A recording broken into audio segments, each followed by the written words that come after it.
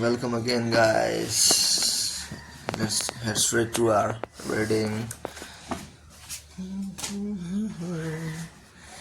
Law 6. Court attention at all costs. Court attention at all costs. Judgment. Everything is judged by its appearance. What is unseen counts for nothing. Never let yourself get lost in the crowd, then or buried in oblivion. Stand out. Be conspicuous at all costs.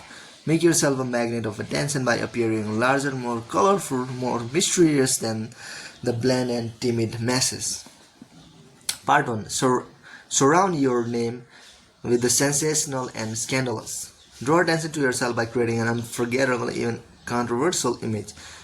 Court scandal. Do anything to make yourself seem larger than life and shine more brightly than those around you.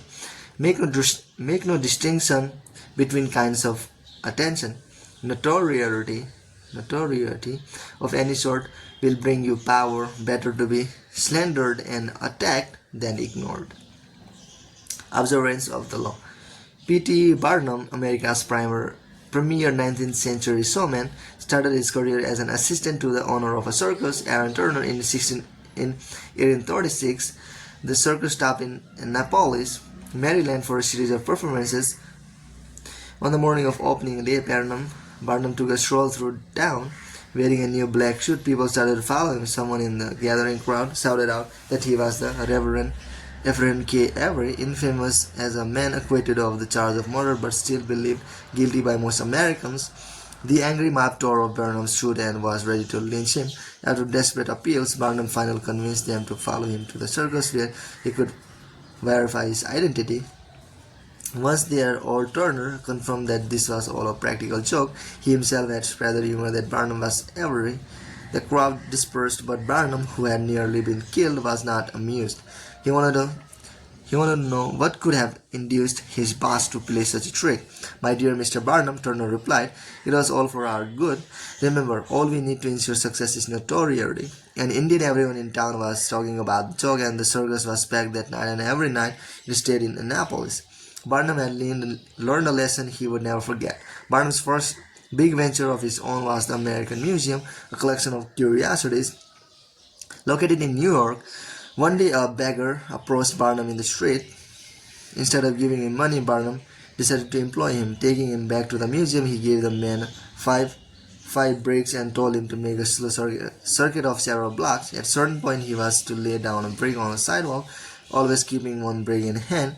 On the return journey, he was to replace each brick on the street with the one he held. Meanwhile, he was to remain serious of countenance and no answer, no question. Once back at the museum, he was to enter, walk around inside, then leave through the back door and make the same brick-laying circuit again. On the man's first walk through the streets, and several hundred people watched in mysterious movement by his fourth circuit, onlookers swarmed around him, debating what he was doing. Every time he entered the museum, he was followed by people who brought tickets to keep watching him.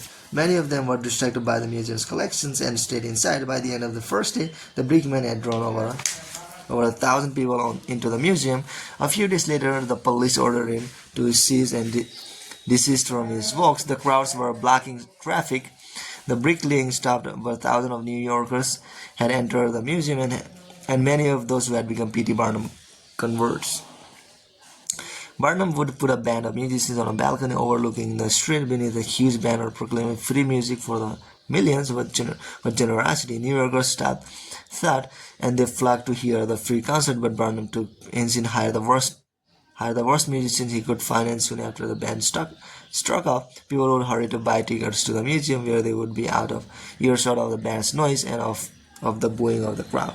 One of the first artists Barnum toured around the country was Joyce Heath, a woman he claimed was 161 years old and whom he advertised as a slave who had once been George Washington's nurse. After several months, the crowd began to dwindle, so Barnum sent an anonymous letter to the paper claiming that Heath was a clever fraud. Joyce Heath, he wrote, is not a human being but an automaton made of whalebone, India rubber, and numberless springs. Those who had not bothered to see her before were immediately curious, and those who had already seen her paid to see her again. to find out whether the rumor that she was a robot was true. In 1842, Barnum purchased the carcass of what was purported to be a mermaid. The creature resembled a monkey with the body of a fish, but the head and body were perfectly jointed. It was truly a wonder. After some research, Barnum discovered that the creature had been expertly put together in Japan, where the hoax had caused quite a stir. He nevertheless planted articles in newspapers around the country claiming the capture of a mermaid in the Fiji Islands. He also sent the papers woodcut prints of paintings showing mermaids. By the time he showed the specimen in his museum, a national debate had been sparked over the existence of those mythical creatures. A few months before Barnum's campaign, no one had cared or even known about mermaids. Now everyone was talking about them as if they were real. Crowds flocked in record numbers to see the Fiji mermaid and to hear debates on the subject. A few years later, Barnum toured Europe with General Tom Thumb, a 5-year-old dwarf from Connecticut whom Barnum claimed was an 11-year-old English boy and whom he had trained to do many remarkable acts. During this tour, Barnum's name attracted such attention that Queen Victoria, that paragon of sobriety, requested a private audience with him and his talented dwarf at Buckingham Palace. The English press may have ridiculed Barnum, but Victoria was royally entertained by him and respected him ever after. Interpretation: Barnum understood the fundamental truth about attracting attention. Once people's eyes are on you, you have a special legitimacy. For Barnum, creating interest meant creating a crowd. As he later wrote, every crowd has a silver lining, and crowds tend to act in conjunction. If one person starts to see your beggarman lying bricks in the street, more will do the same. They will gather like dust bunnies, then give a gentle push. They will enter your museum or watch your show. To create a crowd, you have to do something different. Any kind of curiosity will serve the purpose, for crowds are magnetically attracted by the unusual and inexplicable, and once you have their attention, never let it go. If it veers towards other people, it does so at your expense. Barnum would ruthlessly suck at attention from his competitors, knowing what a vulnerable commodity it is. At the beginning of your rise to the top, then spend all your energy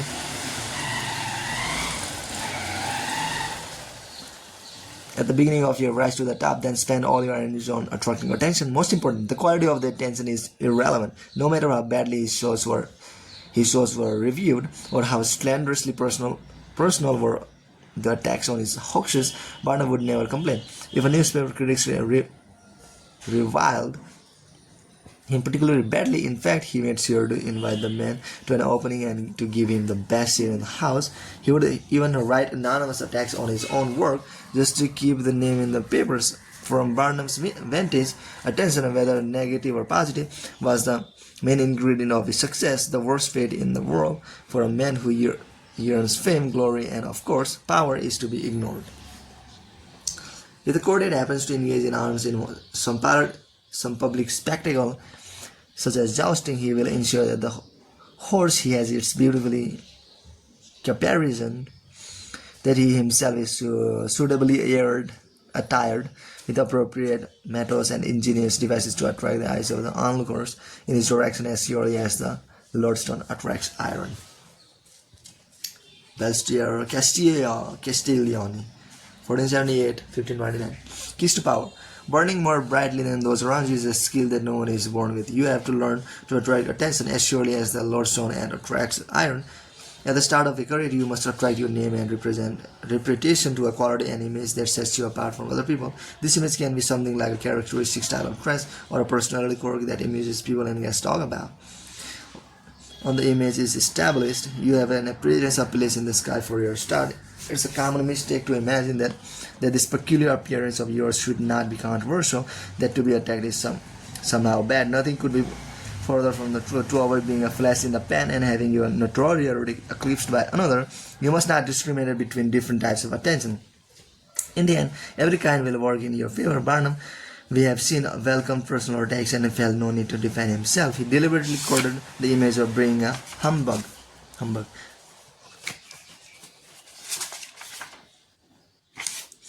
The court of Louis contained many talented writers, artists, great beauties, and men and women of impeccable virtue, but no one was more talked about than the singular de Lauzun, The Duke was short. The Duke was short, almost dwarfish, and he was prone to the most insolent kinds of behavior. He slept with the king's mistress and openly insulted not only other courtiers but the king himself. Louis, however, was so beguiled by the Duke's eccentricity that he could not bear his absence from the court. It was simple. The strangeness of the Duke's character attracted attention. Once people were enthralled by him, they wanted him around at any cost. Society craves larger-than-life figures, people who stand out above the general mediocrity. Never be afraid then of the qualities that set you apart and draw attention to you. Court controversy, even scandal, it's better to be attacked, even slandered than ignored. All professions are ruled by this law, and all professionals must have a bit of the showman about them. The great scientist Thomas Edison knew that to raise money, he had to remain in the public eye at any cost. Almost as important as the inventions themselves was how he presented them to the public and courted attention. Edison would design visually dazzling experiments to display his discoveries with electricity. He would talk of future inventions that seemed fantastic at the time, robots and machines that could photograph thought, and that he had not intention of wasting his energy on, but that made the public talk about him. He did everything he could to make sure that he received more attention than his great rival Nikola Tesla, who may actually have been more brilliant than he was, but whose name was far less known in 1915. It was rumored that Edison and Tesla would be joint recipients of that year's Nobel Prize in Physics. The prize was eventually given to a pair of English physicists. 1 year later, was it discovered that the prize committee had actually approached Edison, but he had turned them down, refusing to share the prize with Tesla. By the time his fame was more secure than Tesla's, and he thought it better to refuse the honor than to allow his rival the attention that would have come even from sharing the prize. If you find yourself in a lowly position that offers little opportunity for you to draw attention, an effective trick is to attack the most visible, most famous, most powerful person you can find. When Pietro Aretino, a young Roman servant boy of the early 16th century, wanted to get attention as a writer of verses, he decided to publish a series of satirical poems ridiculing the Pope and his affection for a pet elephant.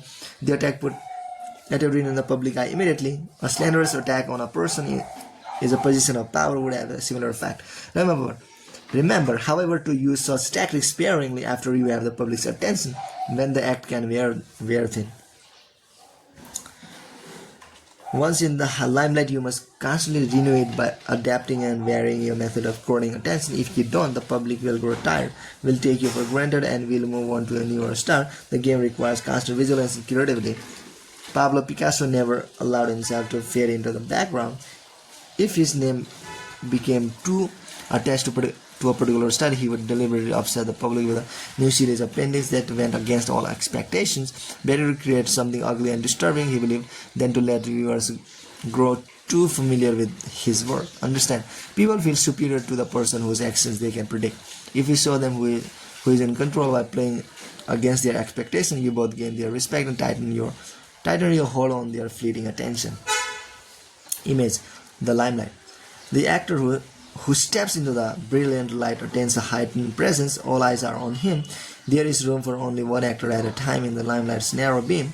Do whatever it takes to make yourself its focus. Make your gesture so large, amusing, and scandalous that the light stays on you while the other actors are left in the shadows. Authority. Be ostentatious and be seen. What is not seen is as though it did not exist. It was light that first caused all creation to shine forth. This play fills up many blanks, covers up deficiency, and gives everything a shining light, especially when it is backed by genuine merit. Genuine merit. Okay, bye.